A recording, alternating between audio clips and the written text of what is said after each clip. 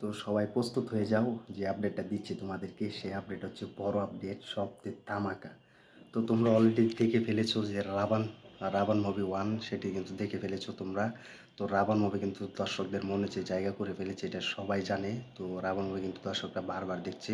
তো এটি কিন্তু একটি বড় প্ল্যাটফর্ম কিনে নিয়েছে, সেটা হচ্ছে জলসা মুভিজ। তো জলসা মুভিজ কিন্তু এই মুভিটি কিন্তু চালানো হয়েছে।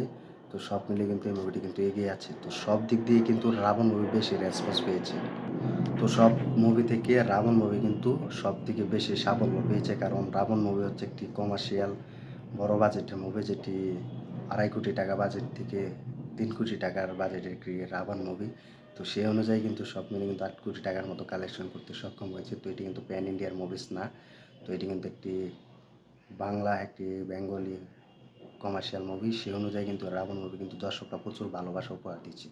তো বাংলা ইন্ডাস্ট্রির সর্বপ্রথম কমার্শিয়াল মুভি হচ্ছে রাবণ। তো রাবণ মুভি কিন্তু সব থেকে এগিয়ে আছে। তো দর্শকরাও এবং প্রচুর দেখেছে, ভক্তরা যারা জিতের ভক্তরা আছে, ফ্যান্সরা আছে, তারাও কিন্তু এই রাবণ টু মুভি চাইছে। তো হয়তো তাদের মনের আশা এবার পূরণ করতে যাচ্ছে আমাদের প্রিয় সুপারস্টার জিৎ, অর্থাৎ প্রিয় পরিচালক এম এন রাজ।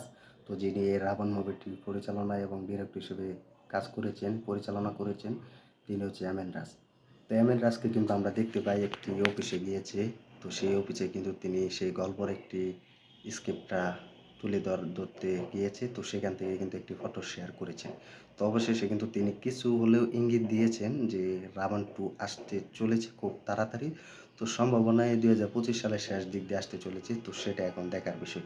তো এটা কনফার্ম হয়ে গেলাম যে রাবণ টু আছে, এটা এখন বড় ব্যাপার। তো রাবণ টুই খুব তাড়াতাড়ি আসতে চলেছে। তো স্ক্রিপ্ট কিন্তু গল্প কিন্তু অলরেডি কিন্তু লেখা শেষ, কিছু বাকি আছে। তো সেই অনুযায়ী কিন্তু তিনি বলেছেন একটি অফিসে গিয়ে, সেটি হতে পারে একটি প্রযোজনা অফিসে বা প্রডিউসারের অফিসে গিয়েছে সেই এমেন্ডাস। তো সেটা কিন্তু একটি ফটো শেয়ার করেছি। তো এটি কিন্তু কনফার্ম বলে আমরা কিন্তু স্বীকার করেছি যে রাবণ টু আছে খুব তাড়াতাড়ি আমরা দেখতে পাবো। তো রাবণ টু কিন্তু এই রাবণ মুভি থেকে কিন্তু বেশি ভয়ঙ্কর হতে পারে, কারণ রবি বার্মার সেই ফাইটিং দৃশ্যগুলো বিজিএম দ্বারা অসাম লেগেছে।